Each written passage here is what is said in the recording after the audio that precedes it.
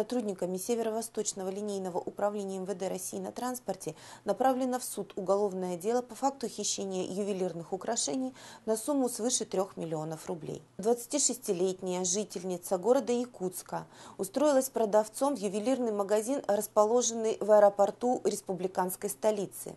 Женщина в течение месяца похищала ювелирные украшения и сдавала их в ломбард. При этом она снимала пломбировочные устройства, а затем их вешала на серебряные украшения, купленные в других магазинах города.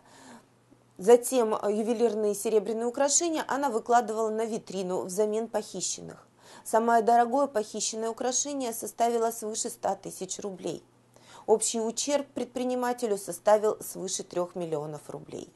В ходе следствия доказана причастность обвиняемой к совершению 16 эпизодов преступной деятельности. В настоящее время уголовное дело, возбужденное по части 2 статьи 158 Уголовного кодекса Российской Федерации, направлено в суд.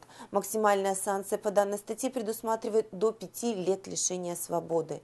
Решение же суда женщина будет дожидаться под подпиской о невыезде и надлежащем поведении.